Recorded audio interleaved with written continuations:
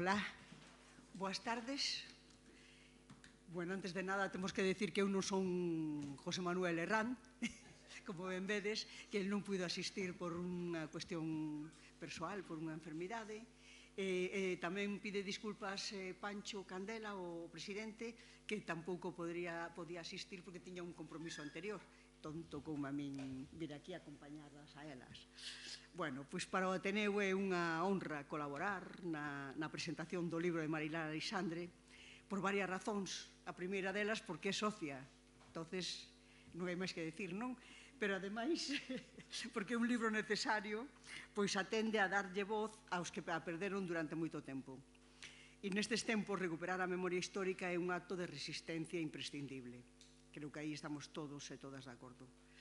Ademais, a Marilar sempre lle agradecemos que acollera a nosa lingua, igual que fixera María Vitoria Moreno, mulleres, profesoras, que viñan de fora e asumiron o galego dende o principio. Sempre lle estaremos agradecidos. Dela vai falar a persoa que a acompaña, polo tanto, eu só adiantarei un par de cousiñas, un par de notas, non? Primeiro, esa característica de ser unha muller de ciencias, unha muller que estudia bioloxía, que é bióloga, que é profesora de bioloxía, e ao mesmo tempo é unha muller de letras, escritora de poesía, de teatro, ten guións de cómic, incluso de narrativa, e ademais traduce, e traduciunos un dos Harry Potters que nos dou moitísima alegría. Ademais, é autora de obra infantil e obra de adultos con múltiples premios. Academia da Real Academia Galega. En este ano no que con Begoña Camaño imos a volver a recrear os vellos mitos, debemos lembrar que ela o leva facendo para o letorado infanto-xuvenil tamén dende hai tempo. En libros como El rei Artur e a abominable dama, con Carmen Domecq e Jorge Rey, ou En a cabeza de Medusa, Alibabá, Morxiana e os 40 usureiros, ou A filla do Minotauro. Bueno, e despois eu falarei un pouquinho de Dolores Vilavedra, se me deixa. Ela é unha participante constante do Ateneo, sempre disposta a colaborar coa asociación. Catedrática de Literatura Galega da Universidade de Santiago, autora da Historia de Literatura Galega, dese gran libro e esa obra tan necesaria, e coordinadora do Dicionario de Literatura Galega en 4 tomos. É especialista na narrativa contemporánea e o teatro galego, editora de epistolarios, traductora ao galego, pero tamén traductora do galego ao castelán, coas obras, por exemplo, de Manolo Rivas, non? Ou de Suso de Toro. A mí sempre me produciu un placer enorme pensar que cando as miñas amizades de fora de Galicia lían as obras de Manolo Rivas, as lían coas palabras de Dolores Vilavedra.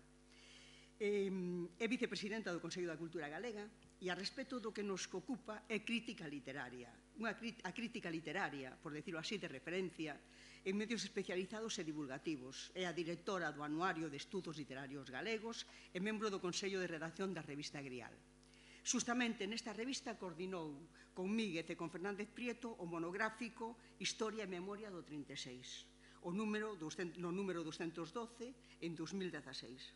Ademais, eles levaron a cabo o Congreso 1936, un novo relato, 80 anos entre Historia e Memoria, a exposición Historia e Memoria do Golpe de Estado de 1936 en Santiago de Compostela, 80 anos, con Herbella e Mato, que tamén nos acompaña, e deixaron escrita a súa convicción de que historiografía e estudios literarios trabaron un diálogo imprescindible para abordar a complexidade de enfoques con que a sociedade enfrenta este pasado incómodo.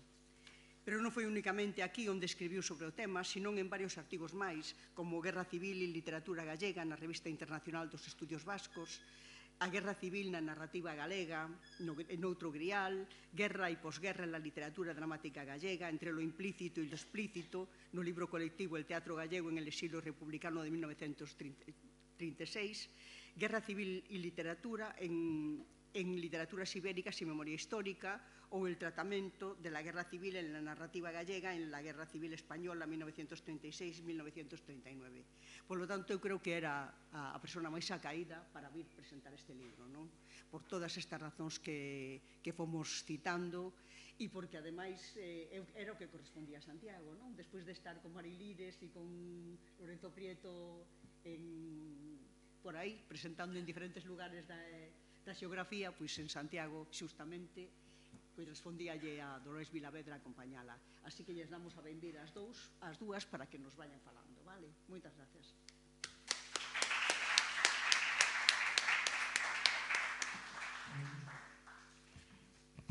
Ben, boas tardes. Un placer sempre para min vir ao Ateneo. E moi agradecida polo convite e moi agradecida tamén a Marilar polo convite. Os convites deste tipo sempre son unha oportunidade para ler con máis atención, pensar máis a fondo as cousas, os libros, e, polo tanto, é un bo exercicio, non? Pilar debullou aí unha morea de artigos e de traballos meus sobre un tema que me ocupou moito tempo porque me interesou moito e me sigue a interesar, non?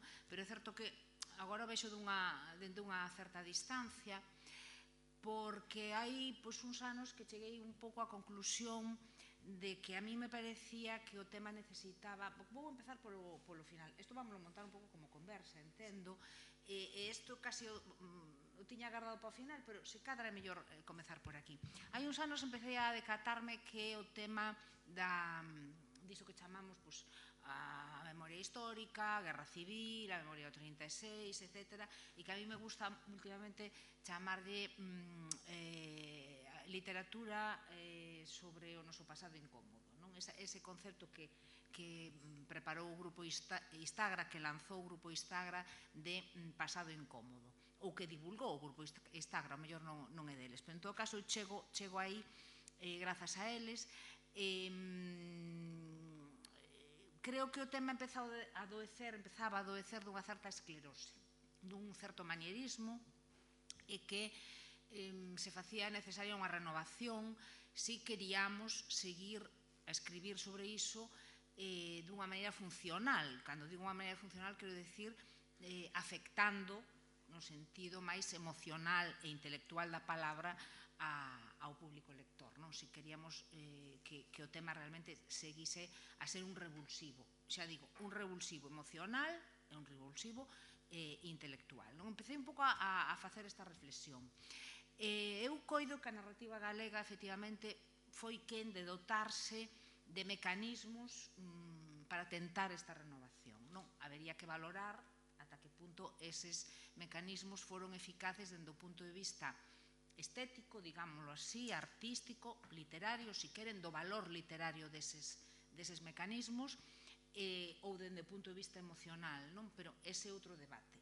En todo caso, a min do libro de Marilar, deste libro, un dos aspectos que máis me interesou é que me parecía que era un libro que efectivamente podía desempeñar esa función. Por lo tanto, para min ten un valor alén do propio libro. Sempre está unha posición un pouco incómoda, porque casi sempre leo os textos non en sí, sino tamén un pouco dende o punto de vista de historiadora da literatura, no meu caso máis centrada, se queredes, na narrativa contemporánea. Entón, sempre os vexo un pouco nese conxunto, que pode ser un pouco perverso para a obra ou para a autora, que a mellor di, bueno, eu quero que me leas a min e que leas o meu libro e o resto, pero é certo que os textos non existen fora dese diálogo, non? E entón a min me fascinou moito iso, porque sempre que me achego ahora ás novas novelas que van saindo sobre o tema, sempre me achego un pouco así, digo, a ver, porque xa digo, o risco de esclerose, o risco de manierismo estaba aí xa, non? E me parece que era un deses textos que podía efectivamente contribuir a esa renovación, non? Entón, logo, si tal, podemos ir un pouco falando de cales son os aspectos que, dende o meu punto de vista, máis contribúen ou máis exitosos tamén, non? Porque, quero dicir, a renovación tamén se consigue pola vía da calidade. É dicir, cando tipos un texto que marca un punto de inflexión tamén dende ese punto de vista, iso é importante. É dicir, a historia da literatura tamén se construe así, a base deses chanzos, deses textos que xogan un pouco noutra liga, por decirlo de algún xeito.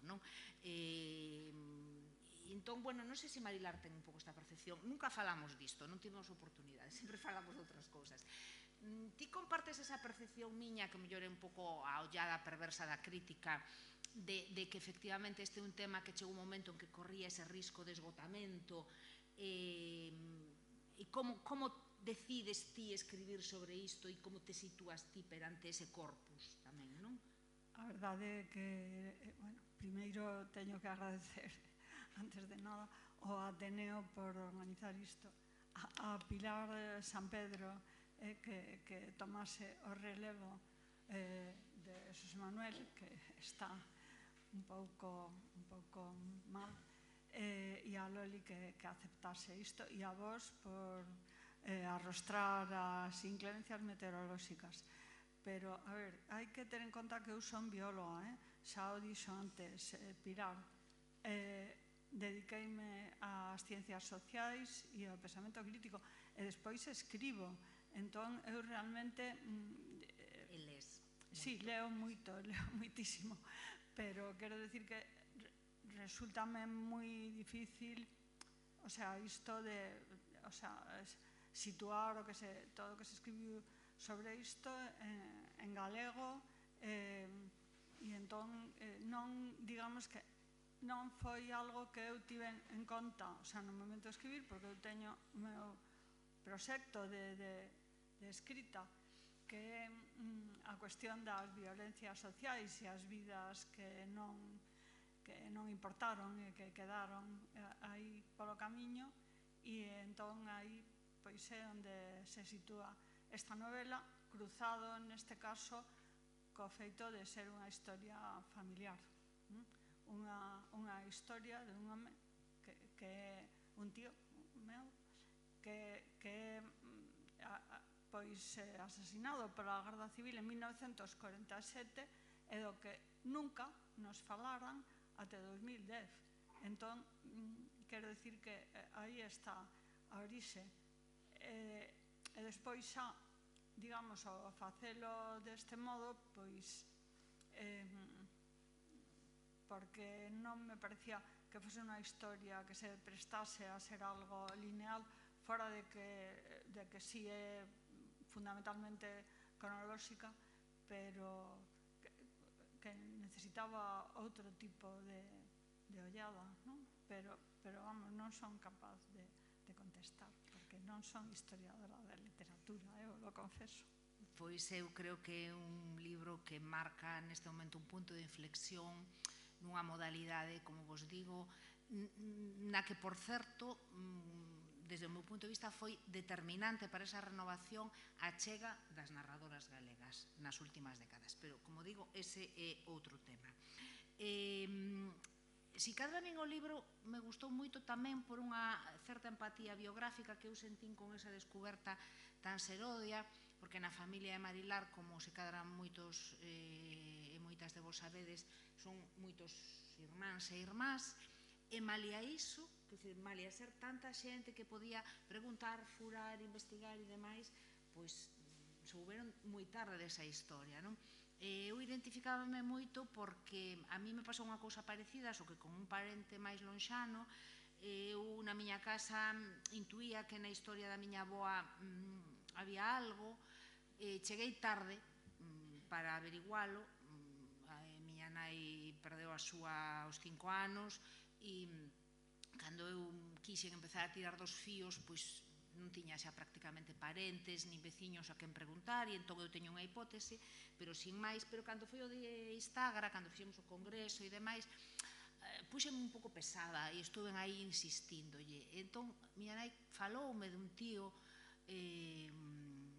dela que estivera no cárcere en Vigo e que a mandaban a ela a levarlle a comida como carapuchiña nun cestiño.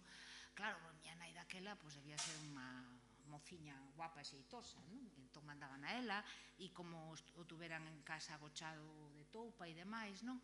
E efectivamente está na base de datos, sí, de nomes e voces, de Instagra, está ali, e para mí foi moi emocionante e ao mesmo tempo sentíme moi culpable por non ter pescudado, non? E entón me gustou moito, claro, isto que Marilar tuvera esta oportunidade, non? Claro, pero a ver, é que, quero decir, ti podes preguntar cando sabes que unha persoa existiu, pero o caso de Antonio non é que non soubésemos que era o Partido Comunista, que era guerrilleiro, que mataron, non, é que non sabíamos da súa existencia.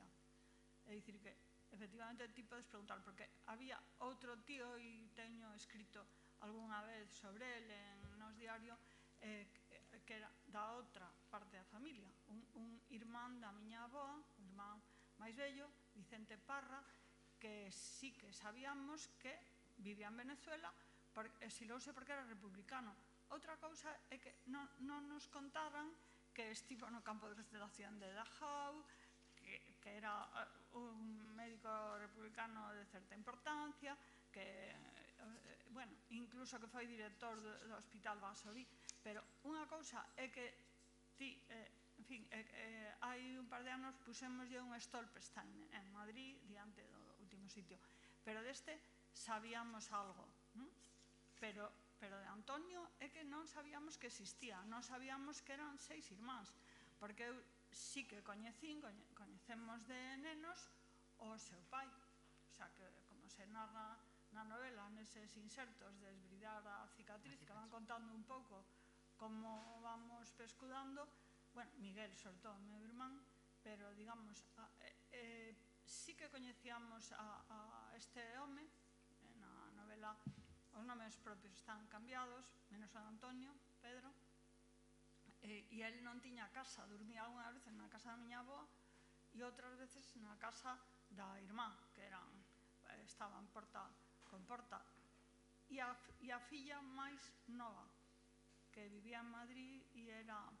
en fin, traballaba de señora de compañía, eu que sei, pero non sabíamos que eran 6, que os homes foran republicanos, que 2 estaban no exilio en Francia, e se non chega a ser, porque no 2016 abren a fosa, que é a primeira que se abriu no país valenciano, bueno, a finais de 2009, empezaron en 2010, e contactan a meu pai grazas ao apelido, que é moi raro, o apelido de Antonio, segundo o meu pai, e meu pai di que non quere dar a saliva, pero non lo conta, de pronto, o conta. E se non chega a ser por iso, que consecuencia de unha serie de azares, porque el xa tiña 94 anos, quero dicir, de feito, morreu 4 anos despois, pois se el chega a morrer antes, ou, en fin, pois, como pasará con tantos, e despois eu, desde que o libro se publicou, falando con xente, pois un que lembro de Carlos Callón, que me dixo que sí, que na súa familia tamén, pero que eses papéis foron queimados, o sea, que había un montón de documentación, pero que o medo, non? Que cando digo coser as bocas, claro, é o medo, non? Marilar acaba de referirse a un aspecto da novela que a min me parece que é unha das chaves e dos elementos millor resoltos e máis difíciles de xestionar, que é ese equilibrio entre ficción e, digamos, realidade, non? Verdade histórica que hai. Acaba de decirnos que aquí hai un personaxe que existiu, que ela descubriu a súa existencia en 2010, non? A novela declárase dende o minuto 1 como un texto de ficción, e aí hai unha reivindicación moi expresa. O libro ábrese cunha afirmación contundente que pode parecer un pouco oximóricas, pero que está moi ben que se faga. Unha novela é unha novela. Os personaxes son produto da ficción e mesmo a vida real de Antonio foi transformada ao servizo da novela, non? Pareceme que escollixe esa posición máis difícil, porque hai como as dúas posicións contrarias, non? É dicir, bueno, ou vou fabular completamente ou vou escribir, digamos, un libro biográfico que contribúa un pouco á reconstrucción da memoria familiar e xa está, non? Un homenaxe ao meu irmán Miguel, que foi quen levou un pouco a iniciativa de toda a investigación e punto. Eu creo que ese punto de equilibrio é moi difícil de xestionar, está moi ben xestionado.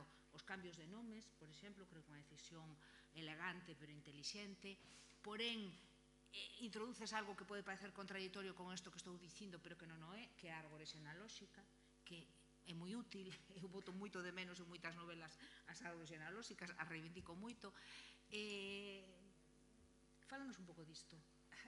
A ver, é que sí, claro, delle un montón de voltas, porque o meu irmán Miguel, que foi o que desde 2010 empezou a reunir documentación, cada pouco dicíame, bueno, se fulano, non vou decir o nome porque además son escritores que mellor non me interesan demasiado, se fulano tiveste este material faría unha novela, incluso ás veces díxome, faría 3 novelas, vale, pero eu é que tiña que ter o fío narrativo, o sea, unha cosa de decir, bueno, é unha historia, claro, que nos toca, unha historia interesante, e é unha historia que, como dicía Walter Benjamin, que é alemán, pois falar dos vencidos, non?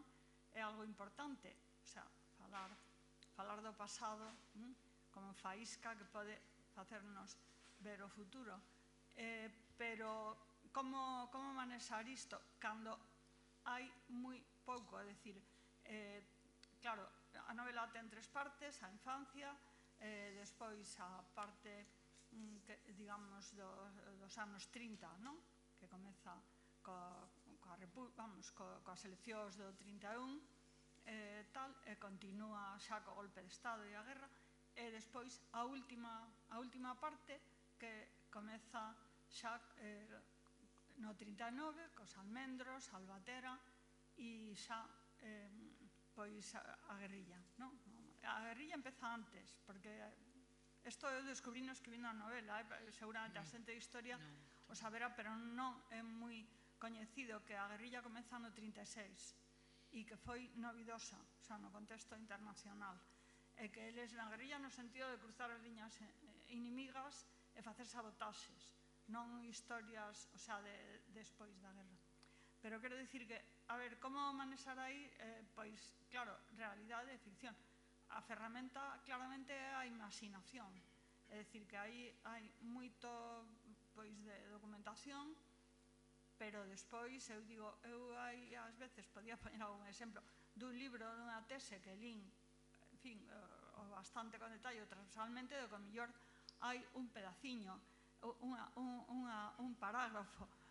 Por qué? Porque a cousa é empaparse de eso. Lembro de cruzarnos unha serie de correos electrónicos con José Ovejero e Edurne Portela sobre isto, ou en Blue Sky, non me acordo, falando, o sea, de como manexar iso.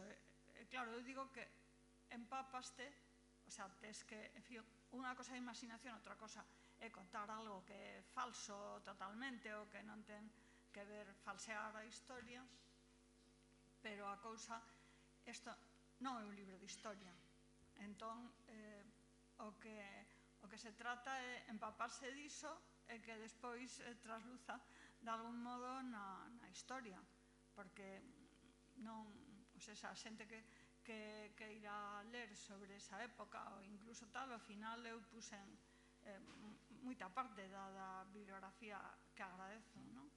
Entón, claro, aí está a imaginación, pero a imaginación hai momentos, e os vimbios hai momentos en que son moi poucos, é dicir, na terceira parte sí que hai vimbios, algúns, porque hai o expediente do cárcere de Porta Coeli, cárcere que existe a partir do momento, era un campo de concentración e despois no momento cambianlle o nome de campo de concentración a cárcere, e entón aí sí que por primeira vez hai un rexistro de presos que non hai nos campos na Albatera. Pero hai eso, hai o informe médico cando ele está no manicomio, e despois hai un montón de documentos de xuizos sumarísimos e tal, non? Que todo iso.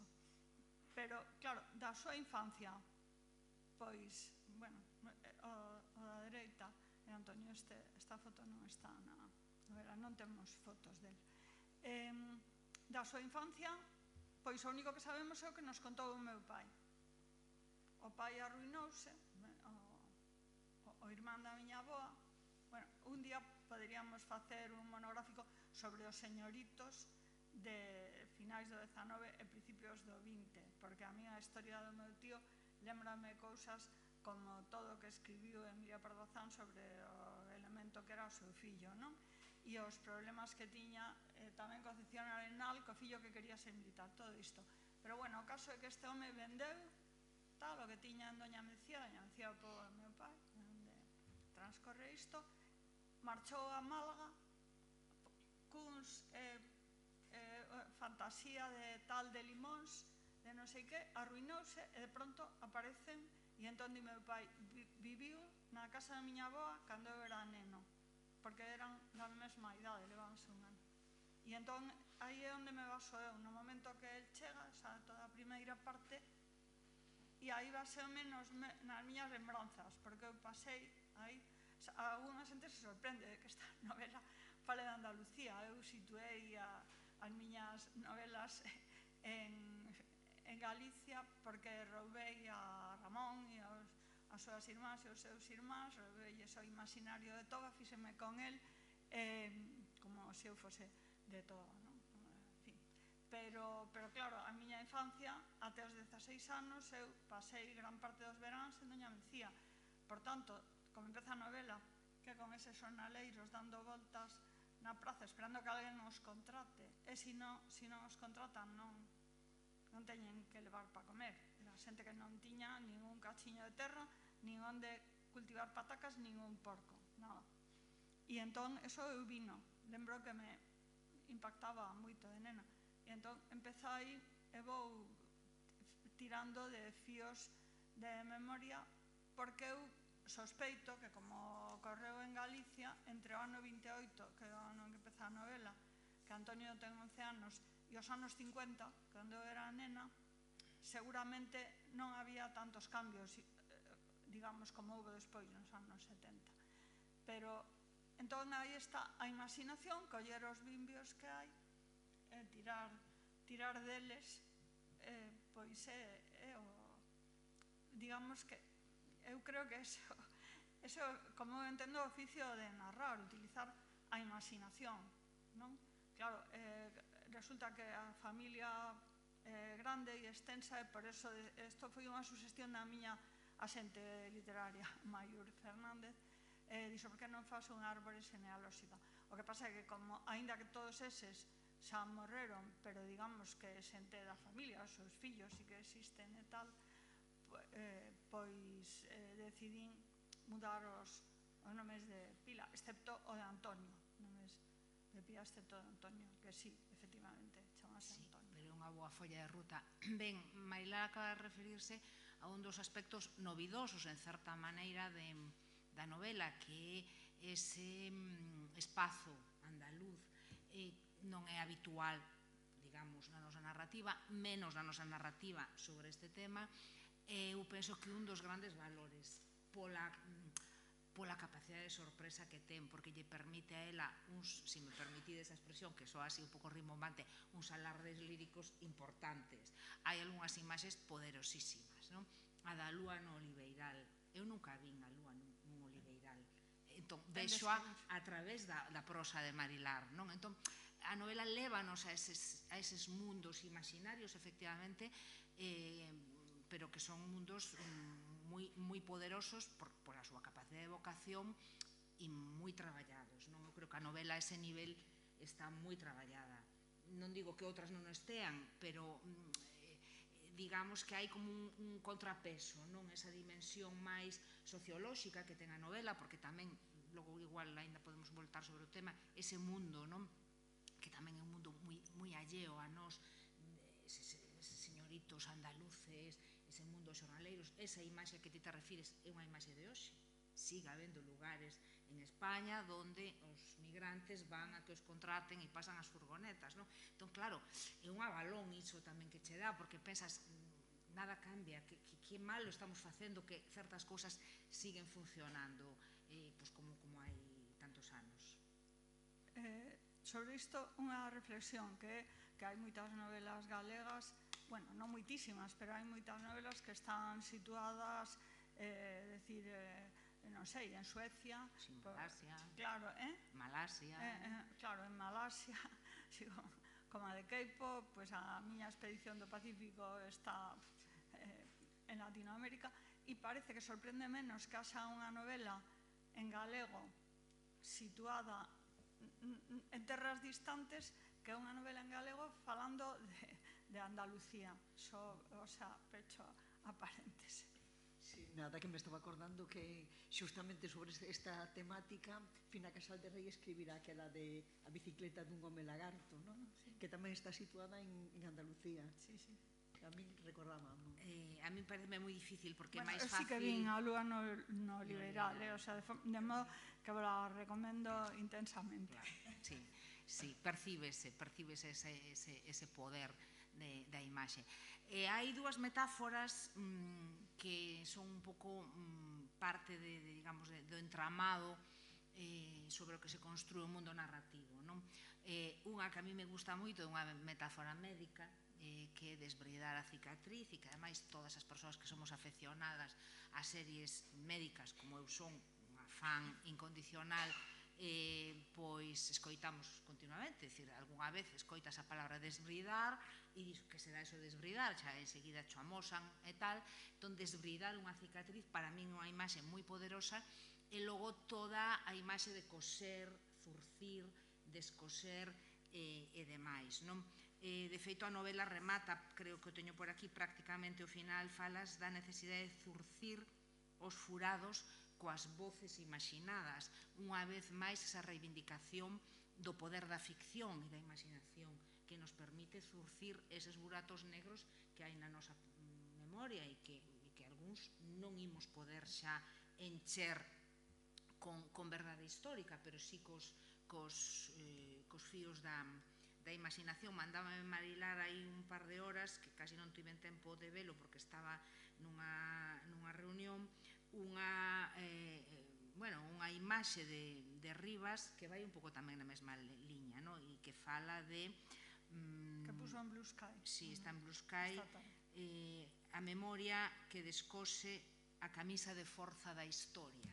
Unha vez máis volvemos a esa tensión entre memoria e historia, non? É dicir, a literatura como unha ferramenta para, de alguna maneira, rachar esa camisa de forza na que ás veces pode converterse a historia. En fin, isto sería para un debate cos historiadores e as historiadoras que poida haber na sala importante, pero interésame a metáfora ou as metáforas. O de desbridar a cicatriz, está explicado, o sea, en algún momento, nun deses capítulos que son 10, me parece, pequenos, tiñan números. O que pasa é que en Galaxia non lle gustan nada os números nos capítulos, entonces quitáronos, pero isto, cerro paréntese. Entón, é algo aprendido de meu pai, que era cirurxán, que é abrir de novo unha ferida que está infectada, non?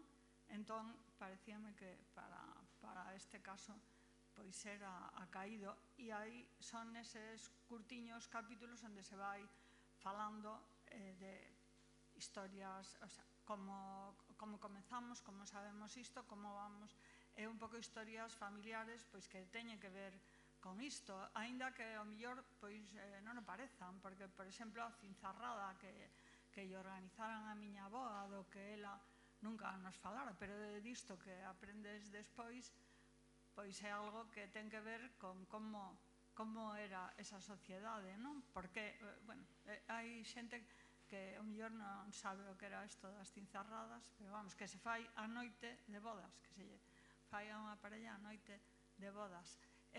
Nun libro de Xavier Castro fai referencia ás cinzarradas en Galicia. Por qué? Pois, en fin,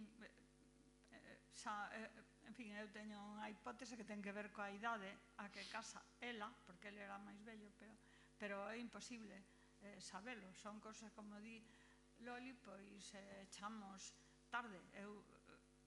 Escoitámolo tal nun momento dado, e cando empecemos a falar as irmáns entre iso, pois a miña avoa morrera, incluso, pois, en fin, a miña tía, a única irmá do meu pai, tal como para preguntar, E entón tamén é importante porque as mulleres parece que nas guerras, moitas veces nas historias das guerras non están, pero tamén están aí.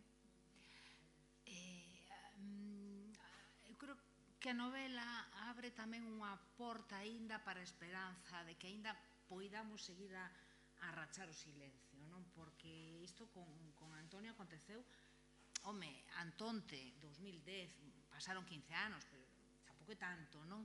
Entón, esa esperanza de que aínda poidan suceder cousas. Por que digo isto? Porque eu defendo sempre a hipótese de que teño un pouco a percepción de que en Galicia, e seguramente tamén no conxunto do Estado español, a literatura e o cinema foron fundamentais para preparar a sociedade española a que aceptase con tanta naturalidade e en moitas ocasións con moita máis responsabilidade que os axentes políticos todo o que foron as políticas da memoria histórica, a apertura de fosas, as propias leis de memoria histórica e demais.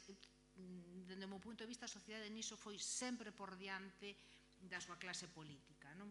E penso que foi en boa parte pola educación emocional que tivo a través, sobre todo, da literatura, tamén do cine. E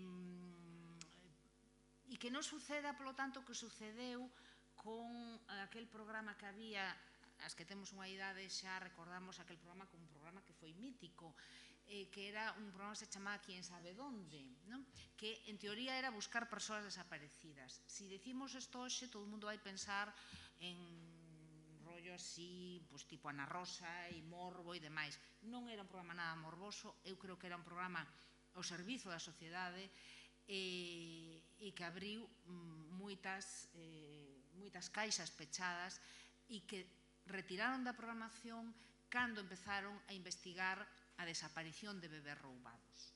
Entón, claro, a ti non che din, ala, pechamos o programa porque estás investigando isto, pero foi unha casualidade, eles tiñan en marcha esa liña de investigación, veu o parón estival e o programa xa non recomenzou, non? Isto sucede en 1996. O que avanzamos dende aquela neste sentido, eu creo que tamén como sociedade, quero dicir, na xestión colectiva da memoria deste paisado incómodo, creo que ten moito que ver a literatura para esa preparación emocional. Pois pode ser, a mí... Non sei se ti como escritora eres consciente disto cando escribes unha novela como esta. Sí, claro, quero dicir que a literatura é literatura, eu sempre o digo, mas tamén é certo que hai, eu xa digo, eu no meu programa que é falar de cousas, de vidas das que non se falou ou que foron esquecidas, pois claro que está isto. Non, quería dicir que o de Lobatón, que puidésemos coñecer, algo de Antonio, simplemente que existira, é unha sucesión de azares. Eu xa comentei antes, cando chaman a meu pai, tan tarde como 2010, pero isto ten que ver con Lobatón, está contado nun dos Desvidar a cicatriz, non pola familia de Antonio, que a familia desaparecera, senón pola familia do outro, Manuel Torres, que é o que está enterrado. Estaban de dous en dous nas fosas de Benajever, porque esa familia estivo durante 40 anos, a familia de Manuel Torres Hervás, agardando que volvese, agardando unha carta ou algo, e detrás da Garda Civil, porque a Garda Civil non informaba, isto, non é que diga eu, está recollido nas teses de persoas que se dedican a isto, non informaba as familias de onde os matara ou onde os enterrara, de maneira que a familia podía saber, como era o caso de Manuel. Non volveu a poñerse en contacto. Claro que sí, que en Benajever é un sitio moi pequeno de Valencia. E entón, ali, no cemiterio, aínda que nun primeiro momento, claro, eles levan documentación falsa, non? Aparece como tal, máis adiante sí que figuran os nomes reais, non?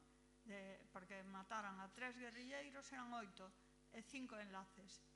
Pero como ia saber a familia que estaban en Benajever? A familia de Manuel non nos sabía. A Guardia Civil non nos informaba, imaginade ir por todo, en fin, todo o país, e foi indo o programa de Paco Lobatón no 96 como Lobatón consegue iso. O que pasa é que 2 anos despois empeza a analizar, a estudar os nenos, os bebés roubados, entón era o programa.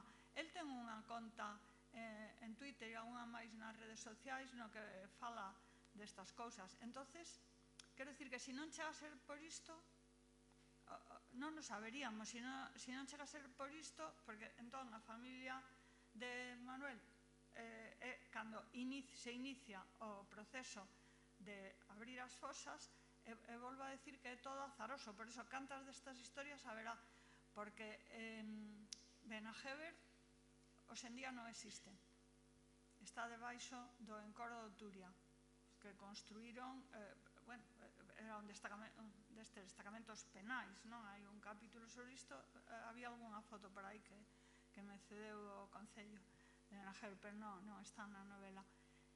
O que pasa é que o cemiterio estaba en alto. Estou pensando un que hai no Ézaro. Pois, se non chegase, se o cemiterio estivese onde está a vila, sería imposible, non estaría. A documentación estaba en Valencia, pero houve a riada do Turia no ano 54, me parece que foi. E entón, os sotos dos xulgados militares quedaron completamente cheos, non é auga, é lama. De modo que o meu irmán, que foi consultar esta documentación, está ahora en Madrid, no arquivo militar, pois están pegadas, hai páxinas que non se poden ver. Son milleiros de documentos. Isto non sei se en algún momento algúns investigadores o poderán descubrir. Quero decir que hai moitas cousas destas que realmente pois é casi un milagre, digamos, que chegásemos a saber todo isto. Xa falamos un pouco dos espazos, eu quería insistir en poñer en valor isto, non? Porque está efectivamente Doña Mencía e están estes lugares, ademais, que son uns topónimos para nós casi exóticos, e iso tamén ten ese valor de vocación, non? E logo está Vallecas, que é Madrid, e polo tanto tamén creo que o ambiente está moi ben reconstruído, Toledo, Guadalajara, Barcelona e demais, pero quería agora ir de novo a eses aspectos da nosa memoria que a literatura aínda pode explotar para evitar esa esclerose do tema, non? Porque hai moitas memorias aínda por recuperar. Estou pensando, por exemplo, na do anarquismo, que está puntualmente, claro, nalgúna novela, estou pensando en Ribeiro Coello e demais, pero a min que son profana me parece que aí hai un mundo, e de feito na última novela da Meixeiras fai unha chega, non? Fai unha chega xa na transición a famoso atentado da discoteca de Barcelona. Non quero aquí facer moito spoiler, animo vos encarecidamente a que a leades. Claro, hasta que punto tamén a memoria do anarquismo non foi soterrada, xibarizada por intereses ideolóxicos, vamos a deixalo así, non? Incluso por rivalidades cos socialistas, cos comunistas, en fin, ese é outro debate, pero que hai aí todo un potencial, sin dúbida, está tamén en Rivas e está aquí, non? E logo, o que ti decías, aludiches, Marilar, é un pouco de pasada ao da guerrilla, que é fascinante, porque é unha chega tamén moi original, é dicir, esa guerrilla que empeza antes e esa guerrilla que empeza facendo sabotaxes. As primeiras actividades, ou as actividades que ti contas, eu era completamente ignorante, claro, disto, non? É dicir, como estaban dirixidas a evitar, por exemplo, que trens con armamento chegaran á fronte. É dicir, a ti o que te interesa é evitar que esas armas poidan matar civis e soldados da República, non? E, polo tanto, romper as vías férreas e demais. Todo iso, a mí tamén me parece que é moi original e que é un destes aspectos nos que decía que a novela é moi útil como dispositivo de renovación, non? A ver, sobre isto, claro, eu digamos que interpreto un pouco aos guerrilleiros como soñadores, non? Sobre todo xa despois do 39, do 42, que cando, digamos que abren, o sea, soltan a moita xente dos cárceres e tal, pero hai algo, non, que eu creo que é importante dicir, porque efectivamente está unha historia na que hai vencedores e vencidos. Bueno, sabedes que é a polémica da semana, non? Eu chamo todo o tempo os vencidos, porque é como... Pero é unha historia tamén de un triunfo, porque foi o único lugar, España, onde se parou o fascismo durante 3 anos. Isto non é sin axuda exterior, que a axuda exterior, incluso as brigadas obrigaron a que se retirasen, coa historia de que entón os alemáns e tal, o que non ocorreu. Pero sós, os republicanos, conseguiron iso, que foi parar o fascismo 3 anos despois. Pois xa, en os outros países, digamos que houve unha colaboración externa, para como Francia, non? Cando, en fin, non me vou a meter en cousas históricas, porque xa digo que non son de historia, pero creo que é algo que tamén é importante, é dicir, que citan investigadores, pero que mellor no noso imaginario está máis, pois esa é unha guerra perdida, que é verdade, pero é importante pois decir que conseguiron algo. E hai, claro, desta guerrilla despois, o sea, que empeza no 36, e esta guerrilla que eran esos sabotadores, o que eran, desta guerrilla sabese moi pouco, entre outras cousas, outro azar, porque, bueno, azar, Estrada Manchón, que era o xefe do Estado Maior desto, no 39, a principios do 39, leva 1000 kilos de documentación a Francia, sabendo que a guerra está perdida, e leva todo o que tiña que ver coa guerrilla, de maneira que no expediente do meu tío Antonio pode dicir non constan antecedentes, madre mía.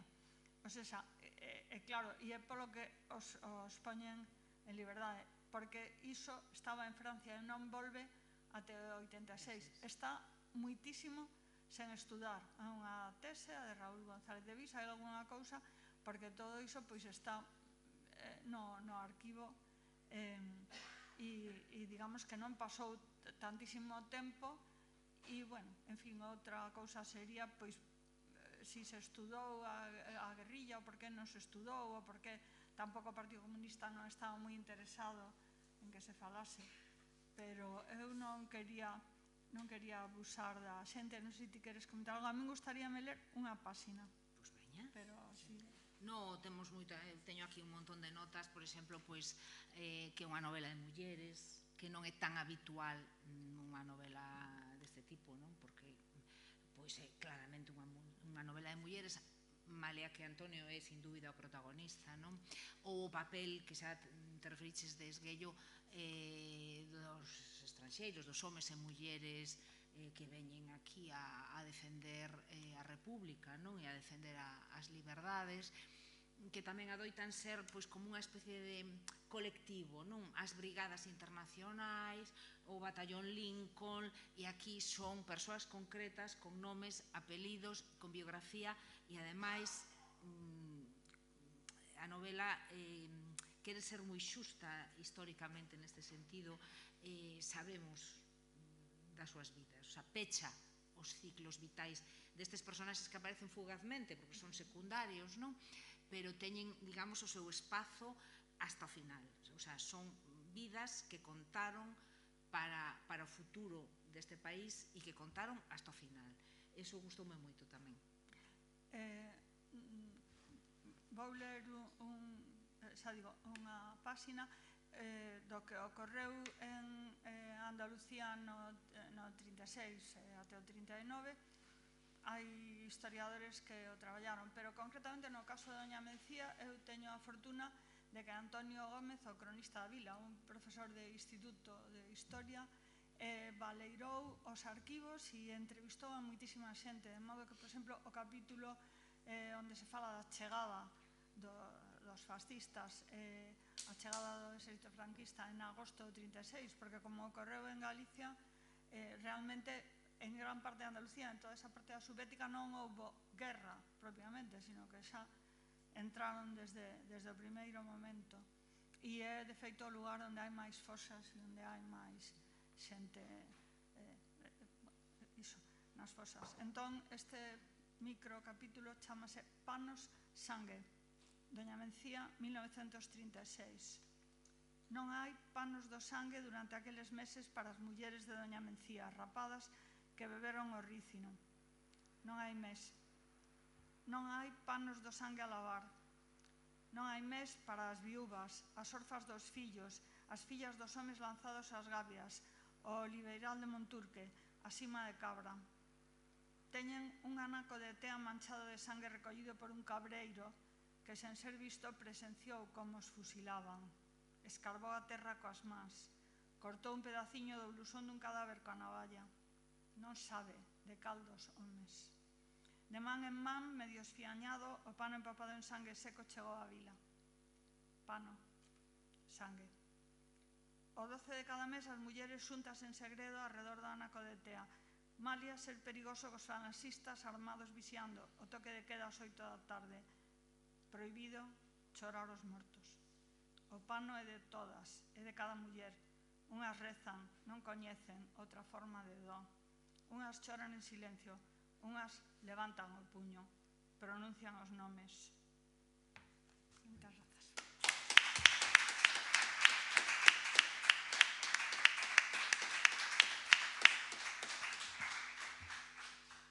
Si cadra algunha persoa do público que lera a novela ou que non a lera, pode ou quere facer algún comentario ou algunha pregunta a Marilar.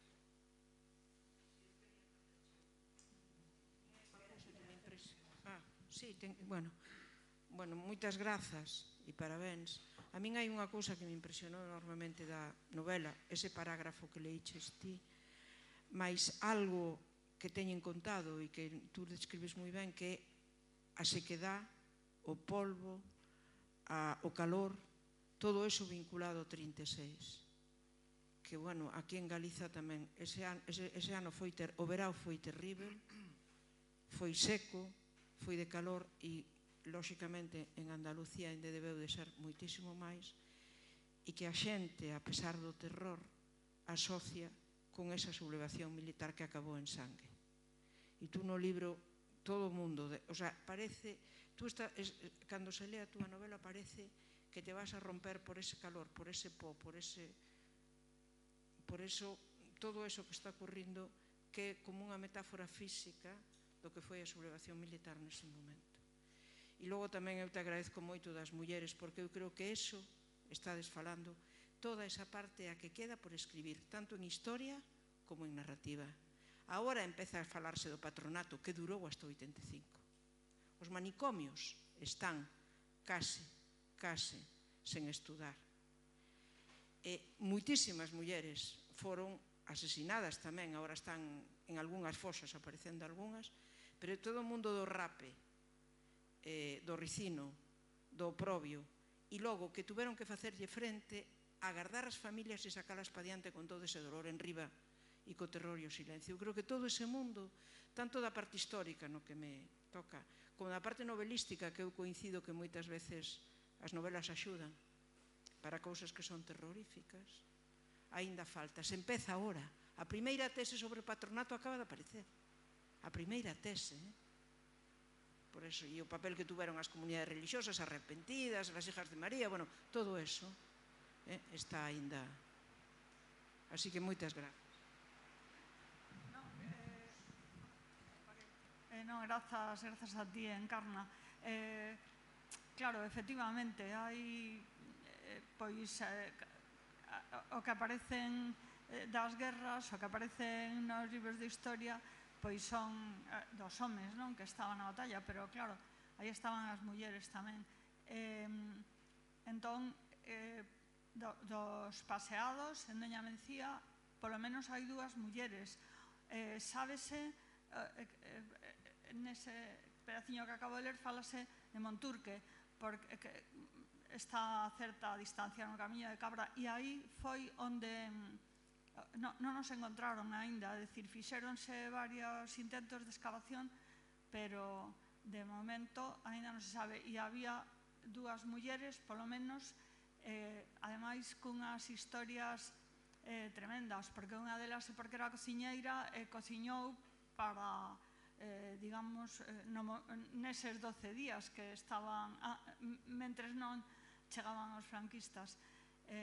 E outra, pois que a suben no camión e entón ela, hai un que escapa, niño bonito, chamabanlle, e entón ese salta do camión e entón ela, que leva un mantón, non? Porque, bueno, era de noite, faría algo de fresco con todo aquilo é a serra, tira o mantón e dille, dai a familia que eu xa non o preciso.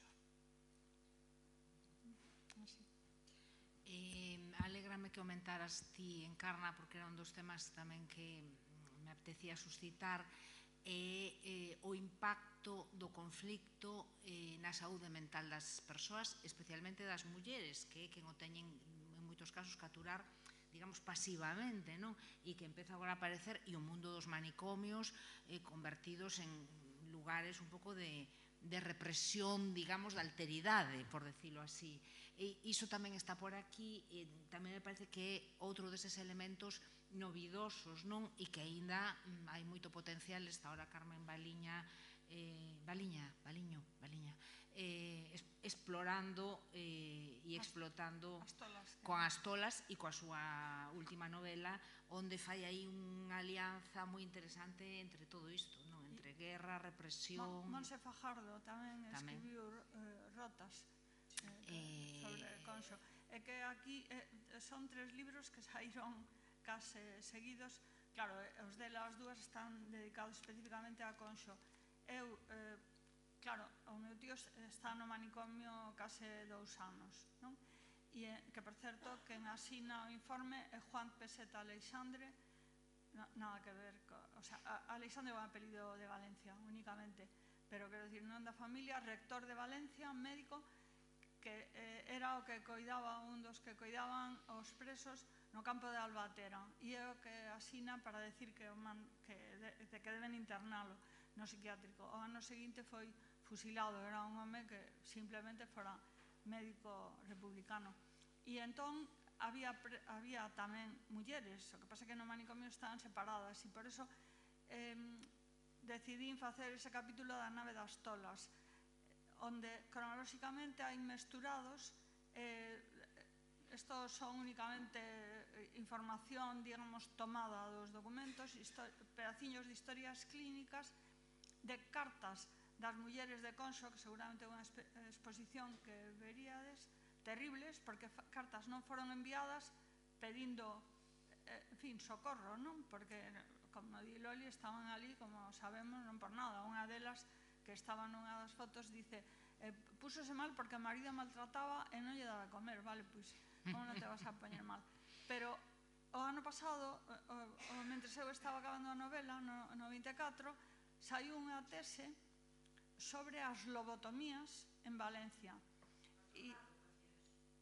Pero neste caso, o sea, resulta que o mesmo médico que asina o informe, o que lle fixo as entrevistas ao meu tío, Marco Merenciano, pois era o que asinaba, bueno, Marco Merenciano, claro, eu vexo o nome aí nese informe, non sabía quen era, métome, agora é máis fácil que cando escribín a Expedición do Pacífico, que era toda base de papel, agora buscas en internet e resulta que o médico que denunciou a Peseta Aleixandre, o sea, o que fixo que o fusilaran, pero ademais era un médico que decía a que Tolas debían facer a lobotomía, despois que o que facía a lobotomía era outro, e entón aí hai intercaladas historias de por que se lle fai a lobotomía a unha rapaza de 13 anos, por que se lles fai a lobotomía a unha serie de mulleres, non son os 50, que estamos falando, non son 36, pero efectivamente pois aí hai moito que non sabemos, moito que non saberemos, porque son historias moi difíciles de recuperar.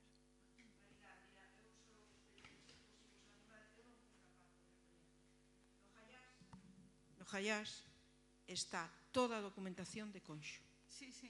O sea, tú pides, eu empecé, non fun capaz, lle pido a xente nova que o faga, solo abrín o ano 43, outro de 1900, o sea, anterior, e logo outro máis. Collín 3 arquivadores. Non fun capaz de seguir, o recoñezo. O sea, é tan terrible aquelas mulleres, no 40 hai mulleres que morreron ali. Sí, sí. Algúnas as mandaron ao hospital a morrer. As cartas que lle envían a familia, as que elas escriben, moitas metidas ali por homes, polos seus homes, polos seus homes, todo eso. Entón, eu recoñezo que non fun capaz. O sea, me doía tantísimo que non fun capaz. Por tanto, ali está toda a documentación, por favor, a xente nova, e eso, que investigue, que abra esa documentación e que a lea. Porque aí sí que as historias das mulleres son terroríficas. E aí era onde lle facían lobotomías, pero no patronato as esterilizaban. No patronato de Carmen Polo de Franco, fundado por ela, aparte de robarlle os bebés, as esterilizaban. Temos que ir acabando, me parece, pero de todos xeitos, a ver, creo que pechan as 9. Temos como 20 minutos, pero eu o que quería era avisarvos, sobre todo, se queredes mercar o libro, e que vos lo asine Marilar, non? Entonces, mentras podedes entrar, sair, e todas estas cousas, e mentras tanto poden ir seguir falando elas ou preguntando vos o que queirades ou comentando. Sí?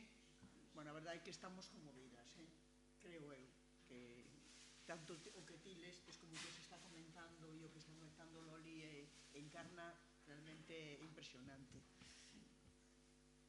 Ben, eu por volver un pouco sobre os valores literarios do libro, que insistín un pouco ao principio tamén nisto, non? Que é algo que convén non esquecer, e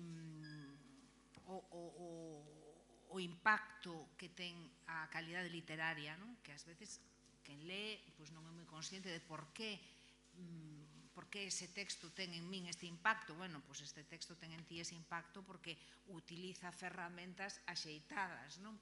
Un dos aspectos da novela máis logrados é todo o traballo de construción das voces, que é un traballo complexo, porque é unha construción variada e coido que moi ben resolto.